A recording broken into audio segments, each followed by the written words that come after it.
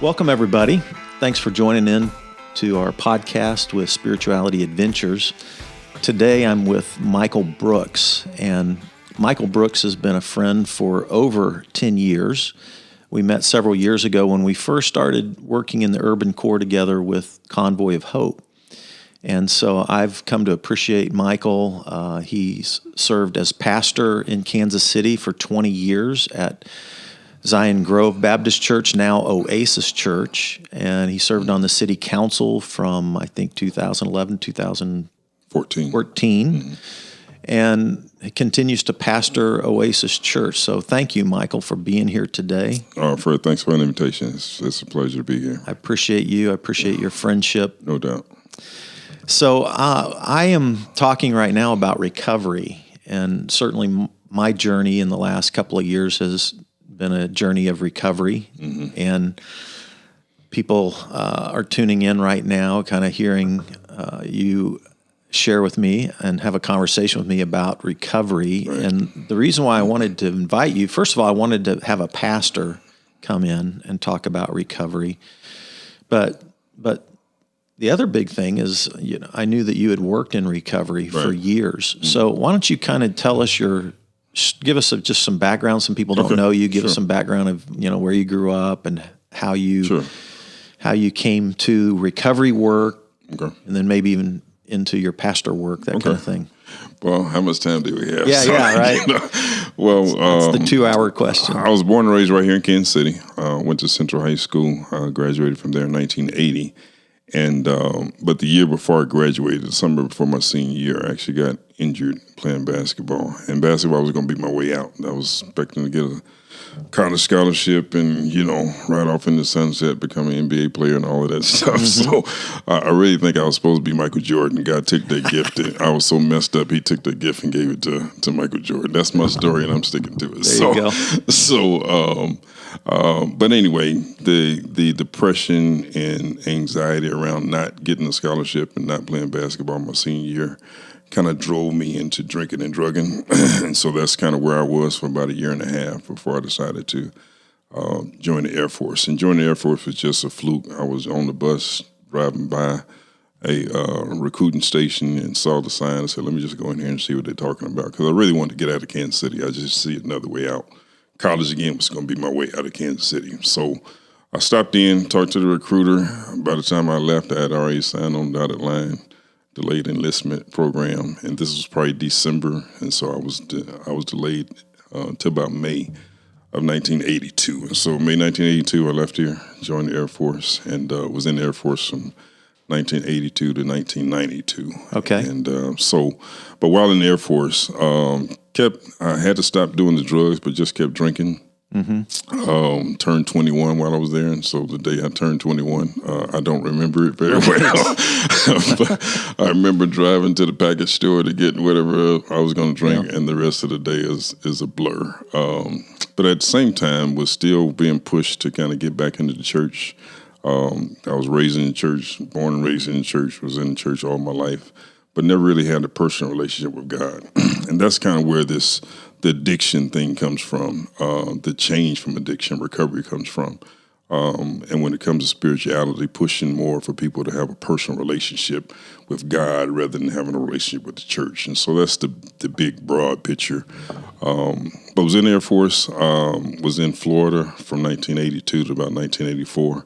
And then got orders to go to Alaska, and didn't know anything about Alaska. Heard a whole bunch of horror stories about bears eating you up and all. Right. Had a really nice car and sold my car because people said the car wasn't going to last. And then when I got there, the guy that picked me up from the airport was in just the raggedest car I ever seen. I said, man, I sold my car. I could have just kept my car. But anyway, got there. Basketball was still my thing, so I still got back into basketball. Played a couple of base teams and intramural teams in the job. Won a couple of championships. So God was like, okay, I'm going to let you win these championships so you can get that out of your system because I got some better plans for you. Okay. And sure enough, one of my best friends kept inviting me to church. Every Sunday he would invite me to church. And so I was never feeling it because I was going to the club Friday and Saturday. I worked Monday through Friday, and I partied hard Friday, Saturday. Right. And so I just wasn't feeling. But I'm not even sure what it was, but one Sunday, I told him I'm going with you this week. And so we went to church that Sunday. And I'll tell you the truth, it wasn't so much this great spiritual experience.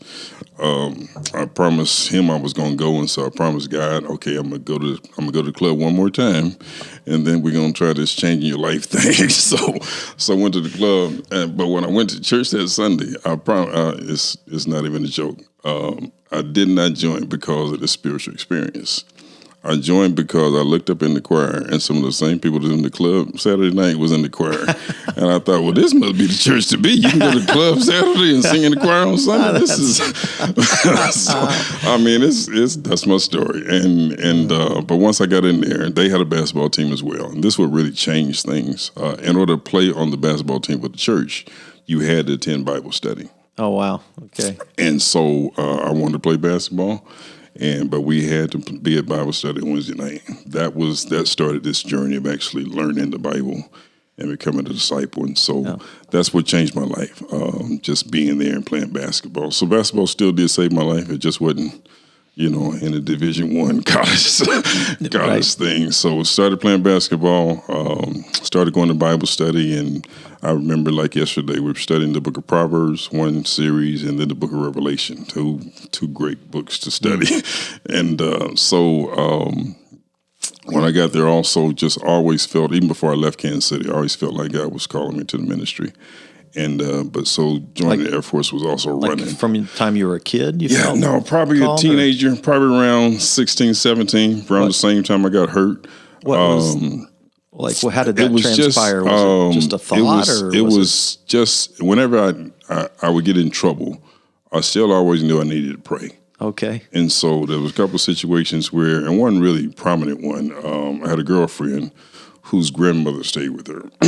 And whenever she wasn't there, I would still just sit there and talk to her grandmother on the porch. I always had this affinity to talk to old people about life and what was going on. And so we broke up. But in the midst of the breakup, maybe about a year or so later, she gave me a call because she knew how close I was to her grandmother and said, Grandma was in the hospital. They don't expect her to make it. So if you want to see her again, you may want to go up to the hospital and see her. So sure enough, I went up to the hospital. She was in ICU, laying there, hooked up to machines, and she didn't make it. And my theological position back then was when people die, now they in heaven watching you. And she thought I was this great kid, this great dude that needed to marry her granddaughter. And I was like, man, now she gonna know I'm drinking, I'm smoking. And I said, so I need to change some stuff. It's that great cloud of witness surrounding us. Yeah, so even at a young age, I understood that if people died, they're now watching everything you do. And so that night, after I went to the wake, I was walking down the street on 37th and Benton and had a bag of dope in my pocket. And I opened it up and just poured it out. And that was the beginning of this change. And so that night I was praying, and it's just like, I'm sitting here talking to you, a voice just said, I want you to preach. I was like, ain't nowhere in the world you talking to me. You want me to preach? And I thought, all these people that know me and know what I've been doing, how in the world am I going to preach to these folks? And so so the joining the Air Force really was running from that as well. And because I wanted to get as far away from that voice as I possibly could. Didn't know that you just can't run from the voice of God, but that was my theology. I'm like, well, if you're calling me in Kansas City, I'll just move somewhere else. But I got to Alaska once I joined the church, still praying about what direction I was going to take. I was probably 22 at the time, still young and not trying to figure life out. And that same voice, I told you I want you to preach. Well, at the time, in January of that year, before I went to Alaska, the current pastor had actually passed away. So when I got there, they didn't have a pastor. So all the associates were like just taking turns preaching. So when he told me you want me to preach again, I said, I can't say who's going to be my leader. We don't have no pastor, so you can't be telling me to preach now without a leader. Well, they went to a pastoral search committee and had all these candidates come in. And they ended up calling Carl Johnson. Carl Johnson is the son of A.L. Johnson. A.L. Johnson is the man who pastored Zion Grove for 37 years before he retired. And I knew nothing about any church life in Kansas City. So all the Hartsfield and all the guys that were big preachers, I didn't know any of them when I left. But they ended up calling him, a guy from Kansas City, to be the pastor all the way up in Alaska. Wow. Interesting. And the way the military goes is people end up socializing with people from the same area. So like people from the West Coast hang out with people from the West Coast, people from the East Coast hang out. So that's kind of how you make your friends. You hang out with people who you think may have something similar. So him coming from Kansas City to Alaska, we just hit it off instantly. Interesting. And when I told him what I felt, he said, and I told him, I said, look, I really think God's called me to preach, but I'll be okay with just being a deacon right now. Just let me be a deacon and kind of matric. He said, no, if God calls you to preach, then that's what you need to be doing. It blew me out the water. And probably within 60 days, he is scheduled for me to preach my first initial sermon. Wow. Interesting. So like very little Bible background, very little. Well, right? He knew this. He knew that I had been raised in the church. And he knew my pastor from Kansas City. So he said the only thing he needed to do was call my former pastor and find out what he thought about me. Okay. And he said he gave me some raving reviews. He said I was always one of the best kids in the church. Who was that? He was R.B. Poe, Robert B. Poe. He was pastor of Canaan, which is now Canaan Worship Center, where Tony Cobbins is the pastor. Right. Well, when he retired, they called Tony Cobbins. And so he had been the pastor there probably, 40-something years, maybe. But he was my pastor all the way through life. And so even after I started preaching, I came back. This is the other kind of offshoot from the story. Once I started preaching, I came back to visit Kansas City and went to church, of course. And I'm sitting in the pulpit just waiting for the service to get started. And he leans over in the middle of the service and says, "You preaching this morning?" I was like, "What? you got to be kidding me, right?" He said, "No, you get ready. Because you preaching this morning." That was you're talking about being thrown into the fire. Right. So from that point on, I learned to always be ready because you never know. So it was a hard lesson, but it was a lesson, and I can't tell you what I preached. I can't tell you what I preached. So I got back into church. At the time, I knew I needed to stop drinking, and every now and then was still smoking marijuana. But once I got back into church, all that stuff just kind of stopped. So when it comes to recovery, I understand the 12-step program and all that stuff, but I also understand that people's relationship with God is really what changes them. And however you choose to do that is up to you. What worked for me was working on my personal relationship with God. And nobody taught me that. I just kind of knew.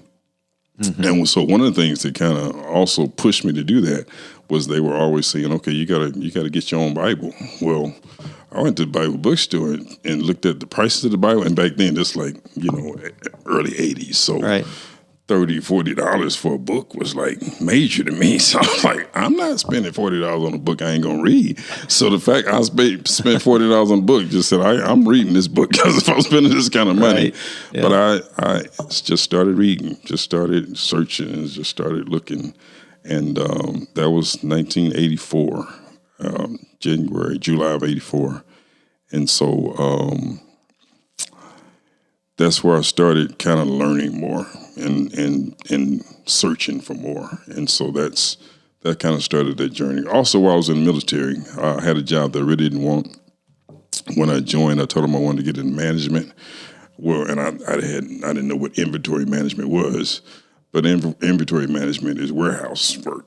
So the management I was talking about, I want to be in office managing stuff. Right? So they kind of tricked me on the management piece. So when I got to Alaska, I had done enough time in that job to where I could retrain. Okay. And when it came time to cross train, substance abuse counseling was one of the jobs. So that's kind of how I got into that, because I felt like being a preacher now and counseling kind of went together. Okay. And so the preaching actually came before the addiction counseling. But once I started going through the training, I really saw how they were almost identical. Just both of them, the task is trying to get people to see the need to change their lives. And so whether that's through addiction or someone needing salvation, I really saw the parallel very easily. Yeah. Being in the military made it a little difficult, though, because, you can't proselyte people. And so that's why spirituality became more of a subject matter than Christianity. Right. Yeah. What type of training did this? The military's training you to do substance abuse counseling, and are they training you to do that for military personnel? Right. Yeah. And so what was their training program? Well, the initial training was a 3-month program. I actually left where I was in Texas and went to San Antonio, Texas. There was a 3-month long just intensive training. So really what it is, you go through counseling yourself, because what they were teaching us, if you haven't dealt with your issues, there's no way you can be able to help somebody else with theirs. So that 3 months really was you just really doing some real self-examination. And then after that, they sent it, Minneapolis, Minnesota is like one of the hubs for substance abuse counseling. So they would send us to all these different workshops and training. So they would spend top-notch dollars to send us to some of the best institutes in the nation getting us trained. There's a Hazleton in Minneapolis, that's what it was. Yeah. So I went to Hazleton in Minneapolis, and again, I'm new to this, so they sent us to Minneapolis, and again, understand I'm Michael Brooks from Central High School in Kansas City. They sent us to Hazleton, and we're staying in the Omni downtown. I'm like, and in the military, you always had to share a room with somebody. Where this training, like, you had a room all to yourself. I mean, I'm in a top-notch hotel going through this training on a daily basis. That was probably about a 2 or 3 week training session. But that training was, even to this day, it just blows my mind, because this was probably 1985. Okay. Yeah. And back then is when they started talking about the super predator stuff. Oh. And one of the pictures I remember, even back, this was before people started wearing baggy pants. They showed a picture of what the next super predator is going to look like. And it was almost the identical of a black kid with sagging pants, hat turned backwards. They were even saying back then, this is what's coming. And I was like, wow. And thinking about it now, it was almost like, so I'm a big conspiracy theorist, so it was almost like they created this whole reality and then made it come true. Wow. And so that was 85, 86, 87. So I was just going back and forth between the training and the church. Well, Carl Johnson had just finished his doctorate degree before he came to Alaska, and his dissertation was something about why women should be able to preach. Okay. And that's what drove him out of Kansas City, because back then in the Black Baptist Church, there was nobody open to women preaching. Right. And that was where he just kind of grounded himself. Yeah. So when he came there, I agreed with him. Matter of fact, and this is another spiritual experience, the very first woman who started preaching up there, for some reason, God told me to go by her job and tell her to just be obedient. I had no idea what that meant, but I also knew what it took for me to be obedient to accept my call. And so I said, I don't know what this means. God just told me to come by here and tell you. And about a week or so later, she got up and said she felt like she's being called to the ministry. She was the very first one that started. And started this journey of me again, fighting against this theology that we've been taught.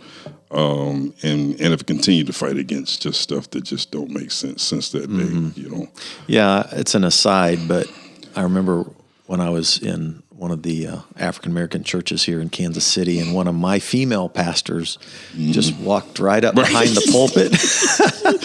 And I didn't even know that was a big no-no. Man. Like, you just don't walk behind the pulpit. Just that's like sacred. It's some sacred spaces in the sanctuary. In the so I had church. To get educated real fast, and then educate my. Yeah, so it was kind of. I mean, that whole thing was ironic. But what happened was, again, he became one of the professors at a seminary in Alaska.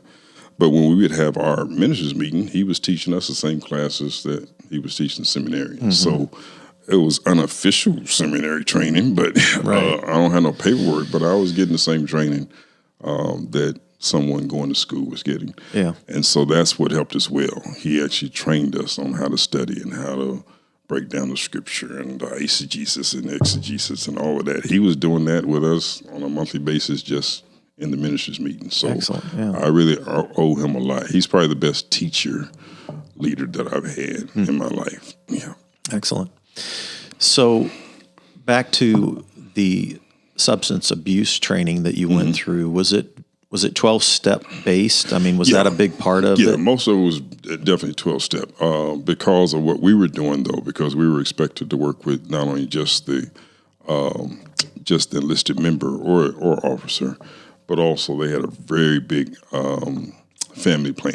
So their idea about Al-Anon, Alateen, all that was a real big piece of what they wanted us to learn, because they expected us to not only have individual counseling, but family counseling if it was needed. And most of the time it was. Right. Most of the time, if you got someone in the family that's got this kind of problem, everybody needs some help. Most of them don't realize until you start talking to them, because they're just thinking, well, we're just doing what we need to do to manage. Well, but what you're doing to manage can be kind of addictive too, you know. Exactly. So all of that teaching, just again, and to convert that into Christianity and what we deal with on a regular basis, whether it's substance abuse or not, addiction is just addiction, and everybody finds some kind of way to deal with their emotions, to deal with their negative mentality, whatever that case may be. And so that's also where they also started teaching us about gambling and sex addiction and all others. They were like, no, addiction is just addiction. So we really need to change the description. You're not just drug and alcohol counselors. Now you need to be called addiction counselors, because we're going to be dealing with a whole host of addictions, not just drugs and alcohol.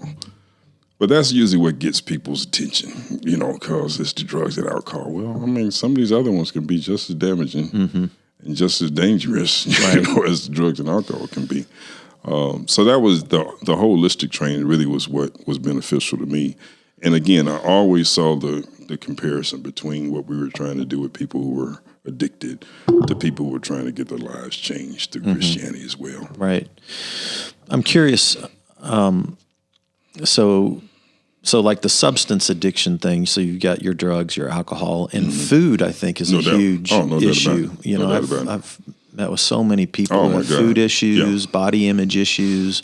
They're eating, they're purging, they're bulimia, anorexia, all those things. But then you've got these behavioral addictions like you were just talking about, which could be gambling or sex or shopping or social media or any number of things that can really take over our lives and enslave us in some way or another.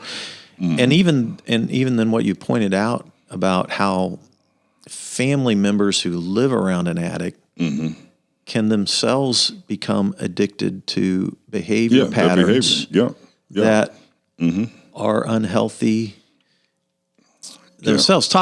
Press into that a little bit with the family context and that behavioral addiction around addiction. You know, it's like an addiction around addiction. I think the easiest, I don't know if it's the easy way, but I think the way that it makes sense to me is how we were raised was, you know, what happens in his house stays in his house kind of stuff. And I think that also what drives the mentality to keep perpetuating itself, because nobody wants to talk about what's really going on. We know dad is coming home drinking a case of beer every night and passing out, but there's no way I'm going to talk about that to my neighbor down the street. So we just learn how to manage it. So we just clean up the cans, you know, we clean up the vomit or clean up with it, because we got to make sure we keep this image that we have this family unit, and that becomes life. And so keeping up this facade that things are okay becomes just as addictive as the person who's in the addiction themselves.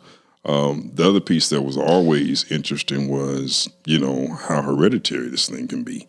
So when it comes to drugs addiction, I'm not sure with the other emotional addictions it can be the same way. But I can imagine if you're dealing with the mind and how people process pain, if I learn how to process pain by watching my parents and how they process pain, I'm going to end up doing the same thing. And so whether people want to or not, a lot of times they end up being just like their parents, because that's their reality and that's what they know.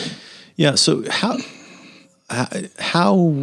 did you have success? I'm sure you had some in terms of helping family members who weren't substance abusers, but who were into an unhealthy, addictive behavioral pattern around an addict. How did you help them come to grips with that? Because I've noticed that's a hard one. Like, it really is. They just think the addict is the whole problem, and even though they've lived around it for a bunch of years, they don't think that they might be part of the problem. Well, I think when I think of some of the successes, some of the greatest ones were when we had to do interventions. And in the midst of intervention, what every family member has to do is you have to write down how this really has affected you. You need to be able to tell your father or your husband, whoever it is, what has happened and how it's made you feel. And once you get them to start talking about how stuff has really made them feel and how they really have, then they start looking at themselves and not just the person. Then they begin to see how, I'm just as messed up as this person is. And so, and that's the reality with every situation. If you can get people to just look at their own stuff, and that's counseling in a nutshell. I'm trying my best to just get you to look at your stuff, and then you decide whether or not it's good or not. That's not my job. You decide whether or not this is your best life. You decide whether or not this is the most healthy position for you to be in. And so once they start looking at their behaviors and even how they've even helped and aided, and mothers and sons are some of the worst ones to kind of get through. Oh my God, especially when it comes to drug addiction. The father will cut them off in a heartbeat, but that mother, she will go to the bank and get another $200. She'll sell some jewelry. And I've seen marriages almost go to pieces because the father's like, if you give him one more dime, I'm leaving. And I've seen it happen. We work through some stuff sometimes, but actually I've seen some marriages break up because one parent wanted to say, okay, tough love. And the other one's like, no, this is my son, and as long as he's alive, he's going to be my son. Right. And that's kind of the tension when it comes to counseling, because you really do want people to own where they are. But even when you see that where they are is not healthy, it's not your job to change that.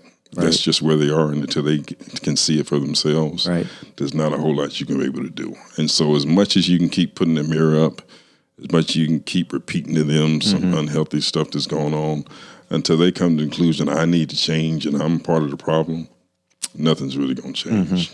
And so although we've seen in the military, most of the people I saw were not coming to me because they had this eye-opening experience. They were like, I got the WI, I'm about to lose my job, so just tell me what I need to do. So, they had some motivation behind it. Wouldn't always, but once they got in there and started working with us and started seeing what was going on, they came to the conclusion a lot of times, okay, I probably really did need it. And I mean, I've had guys sit across from me and stare at me for a whole hour.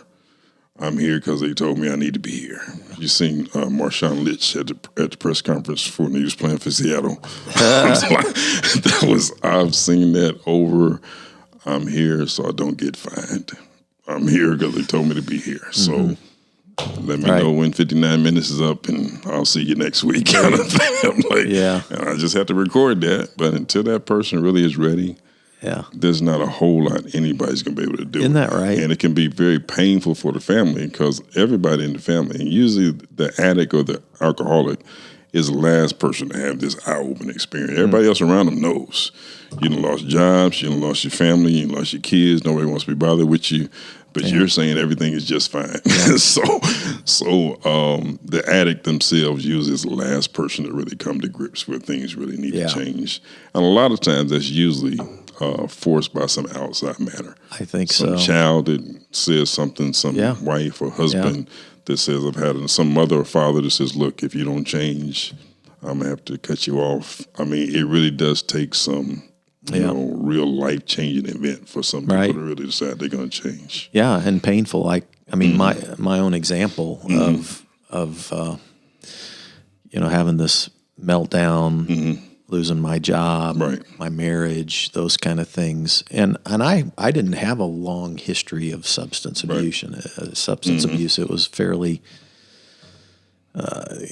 short-lived, but it took me down very quickly. Yeah. And so honestly, even after I came out of rehab, it was still like you don't want to admit that something beat you. Yeah. Like I'm not an alcoholic, or I'm not this, or I'm not that, and I can handle this. And I think that's why that first step is so important in the 12 steps, because it is a surrender.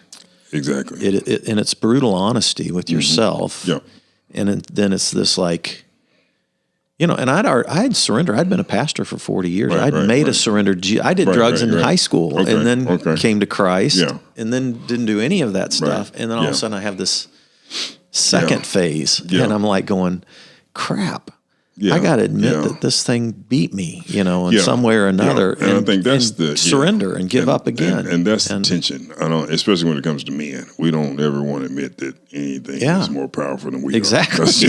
Exactly. And that's why I think the steps are so important, because who can't admit that God is more powerful than them. So that's, it's not an out, because I think it's reality, but I don't think, again, it's till people actually go through counseling and actually go through the process. They process it that way, because I know God is big and I know He's in control, but I got, I got this. I can handle this. And it's not until, again, and sad reality is usually it takes some real major incident for people to wake up.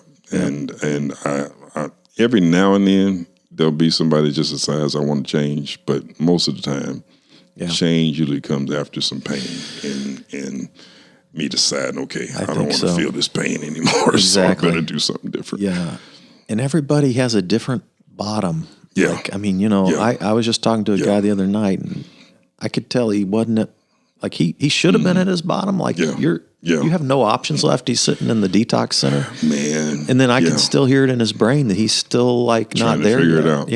Yeah. And I'm like, dude. Yeah.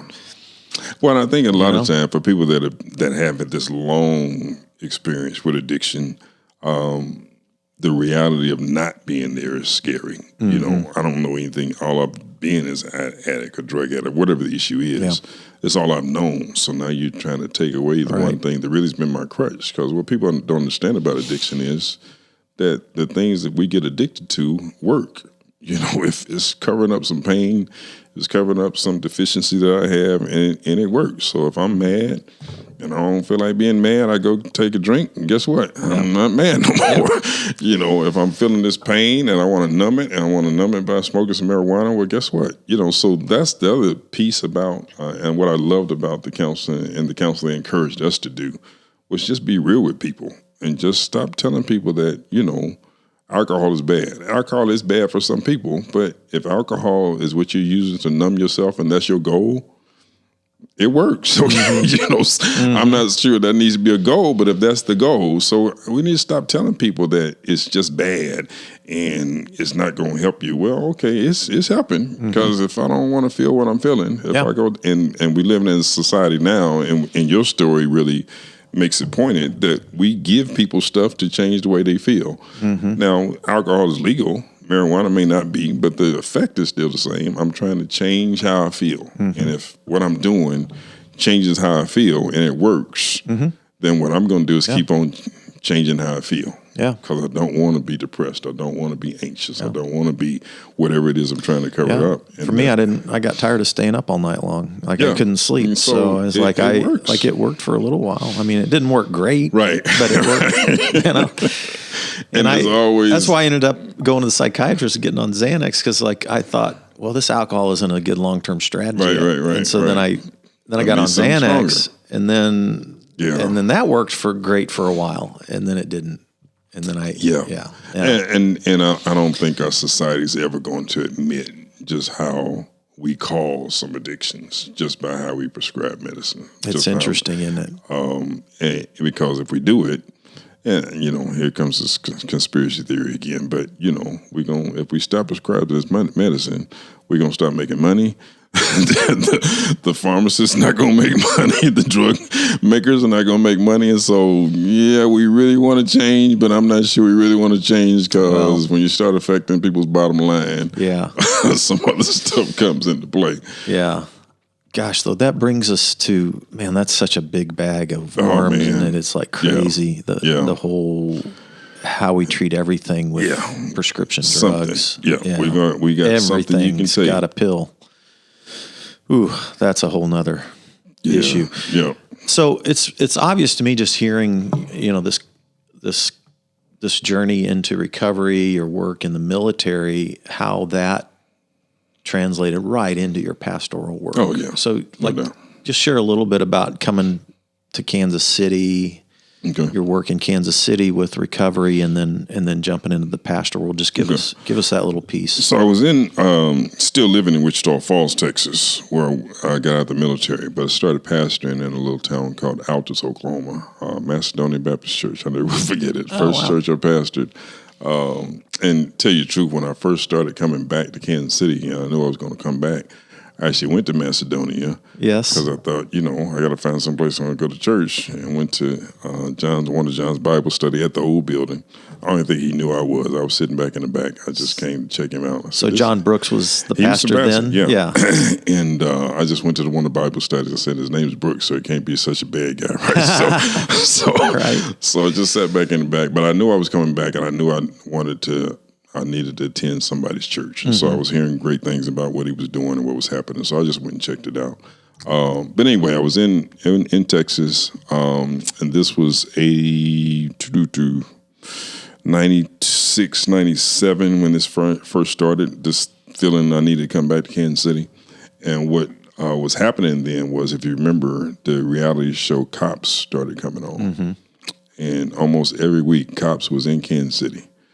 And I actually saw them arresting some of my classmates. Oh, really? And when I would come back to Kansas City, it was because one of my classmates had got murdered, one of my classmates had got killed. And so I was in Texas. I was only like 7-hour drive, so I would come back periodically, and so I kind of knew what was going on. And God just put this burden on me to leave there and come back with no plan whatsoever. So I was here on vacation during Labor Day weekend. Swope Health Services was having a job fair, and one of the jobs was drug and alcohol counselor. I said, well, let me just run by here and talk to these people. And so I talked to the lady. She said, sure, send me your resume. So I sent her a resume. We're sitting there talking, and she goes, well, we'd love to hire you. I said, oh, wait. I got a job and a church, and this is the 1st of September. I said, I'm going to need at least 60 days to go get my stuff together. I just knew that was going to be a deal breaker. She said, take as much time as you need.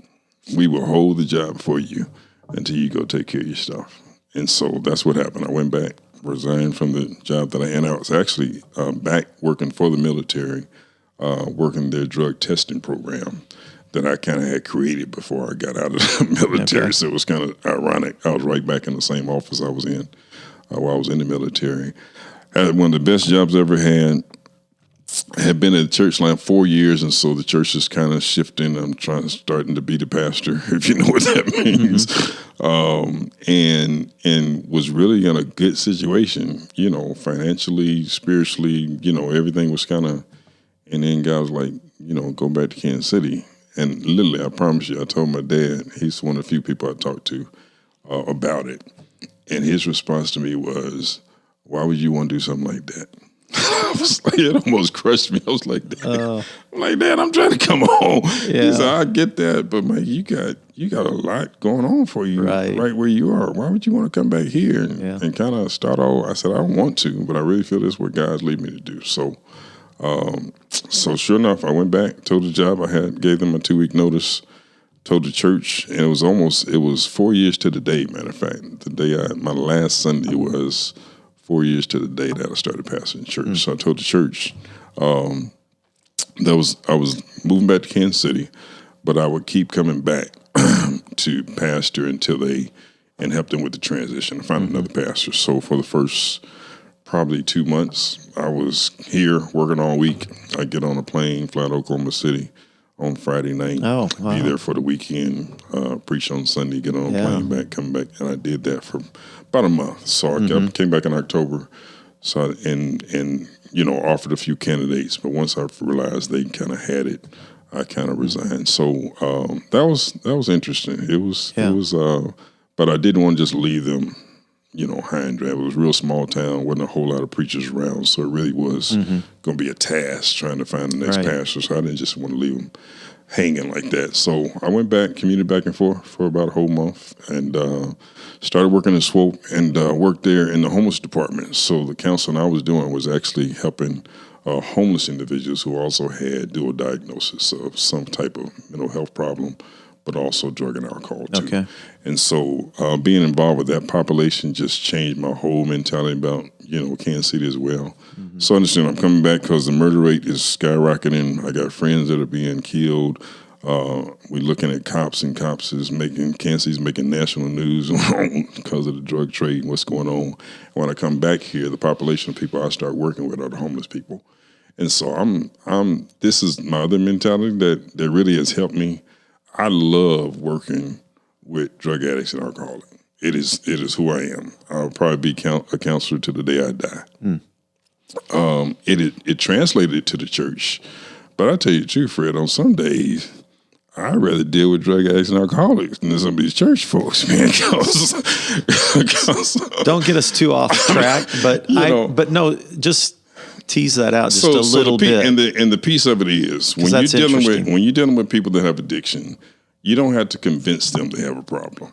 Mm-hmm. Most of them, whether they're ready to change or not, they know that it's a problem. Right. When it comes to people in the church, I'm not sure we're so quick to say, "Hey, I got an issue over here," and so you got to almost convince them. Right. You know that anger you got and that disposition you have and the way you talk to people. Exactly. And your excuses, this is how I've always been. That ain't not when you've been changed and not when you've been born again. That some of that should change a little bit. So trying to convince people who, again, aren't doing drugs, aren't doing alcohol, all the bad sins that we trying to convince them you still have some character flaws, you have some stuff you really need to work on, is like pulling teeth. But dealing with people that know they have a problem. These people getting high every day know they getting high every day. You don't have to tell me, So when they come to me, okay, Mr. Brooks, I know I got a problem. You don't have to tell me I got a problem. Can you help me?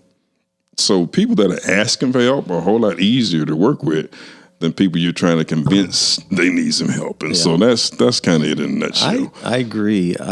So I've been in the recovery community over a year now. Yeah. I probably know now by name 200 to 300 people in the recovery community. And I would say this, it's been refreshing, which sounds crazy because it would have been the last. I totally understand. I didn't want to end up in that community under the circumstances that I ended up there. But I would say that it was incredibly refreshing, the kind of brutal honesty that you run into with people that are in recovery. Exactly. And I was like, this is good. This is what the church needs, kind of thing. Yeah. And so that's what I learned. And dealing with them week in, week out, having group sessions as well. And I love group settings because in the group settings, people kind of challenge each other on their stuff. They expect me to challenge them. But when a group and one of your peers says, that's some BS. I didn't expect that from. And so I've seen actually people go through treatment, end up being some of the best counselors that you'll ever experience because you can't pull nothing over on them. You're right. I said, so when I became a counselor, it was a joke to me. I'm like, okay, God, you're going to take me, who used to be a drug addict and alcoholic, and you're going to make me a counselor. You got a real funny way of doing stuff. But it's like, no. You know what you're talking about because you've been there. Yeah. So you can't be in front of me with glassy eyes and telling me you're okay. So So that's the again, I think the easier piece, the easier diagnosis of those people who already know. Okay, I like that.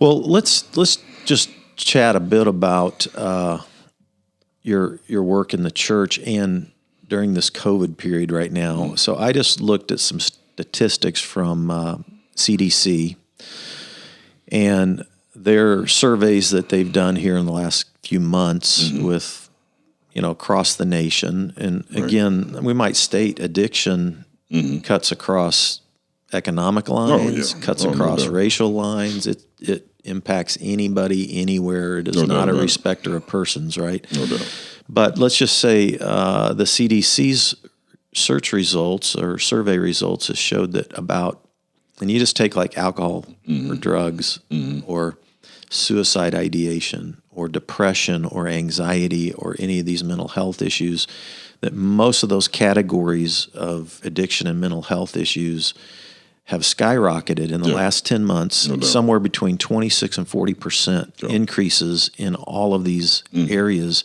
Curious, as a pastor, as you've been pastoring through this time, have you observed that that in the city or in your congregation? Or well, what, I just overall, just in general, I've seen it just because I'm aware of how those problems kind of fester.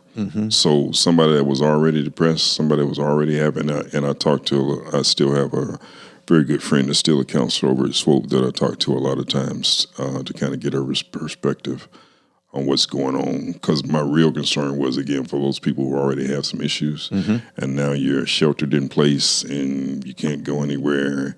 And so people that already had mental health issues going on, who now can't get their prescriptions filled because they can't. I mean, everything was kind of in a tailspin for the first couple of months. I think it's balancing out now, but that whole sheltering in place, I think, messed a whole lot of people up who normally were kind of normal. But that being in home and not being able to go out and not being able to, I could see how if somebody already had some issues before, that kind of sheltered in place and not be able to interact with people would make it even worse. For some people who, and what I've seen in church is for some people who really, church was their outlet, so when they come to church, they're the ones that are huggers and speaking to everybody. Right. And those individuals are really struggling because they were like, I just need to touch somebody. I just need a hug, And so, with the congregation, I could see, especially with some of our seniors who, again, they're the ones that are always over friendly and know everybody's names. And well, now, we're not meeting, so I could see. So the only thing that we could do was just make sure we made the social media contact as robust as possible. Right. So we were, it got to be a little much, but we were actually doing meetings with every group almost every week. And so that got to be a little bit much. So we switched it after about 3 months to every other week and then went back to once a month. Yeah. But I think it was needed early on because people were like, I'm just glad we did this. Even though I can't touch you, it's just good to see your face. Yeah. We were on Zoom.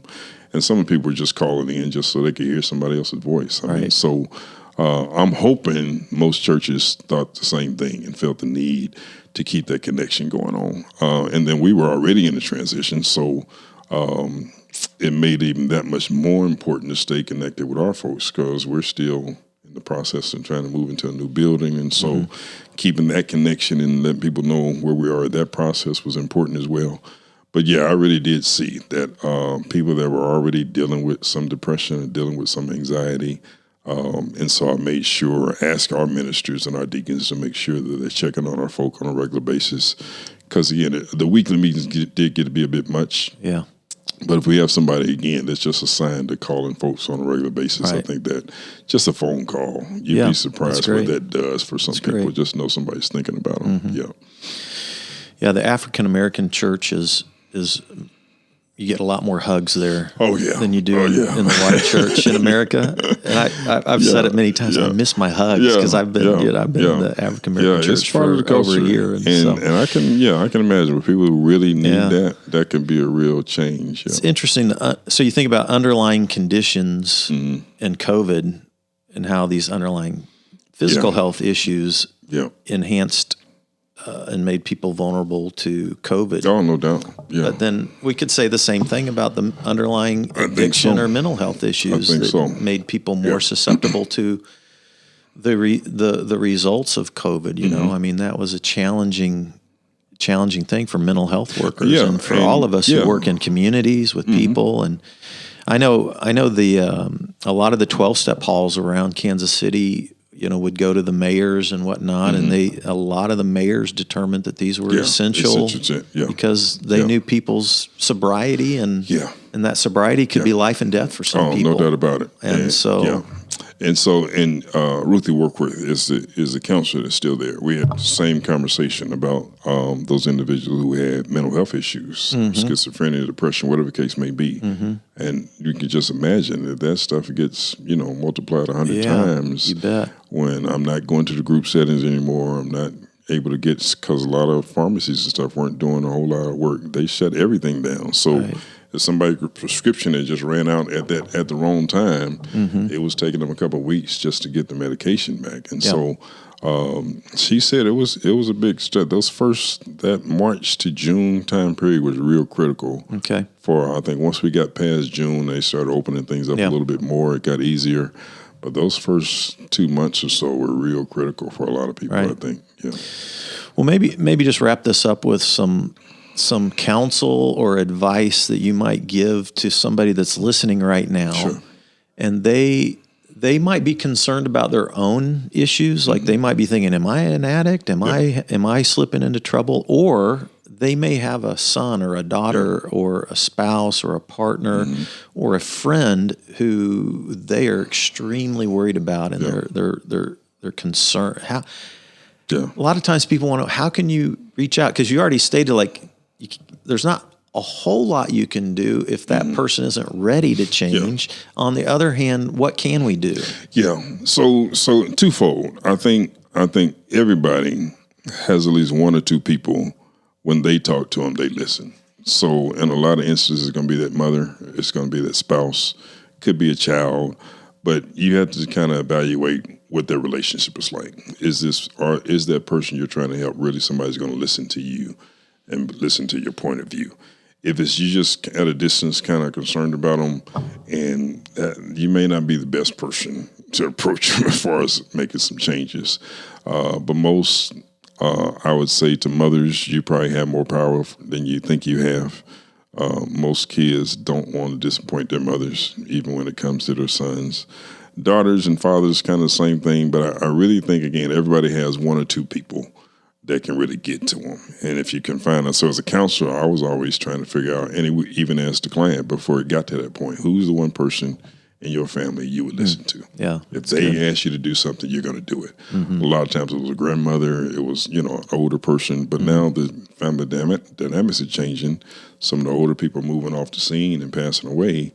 Now I think a lot of families are grappling with who is that matriarch now, who is that patriarch that everybody respects, and when something goes down, they're going to listen to them. So that's a real big change, especially in the African American culture that I've seen. That the whole respecting of your elders kind of thing is not what it used to be.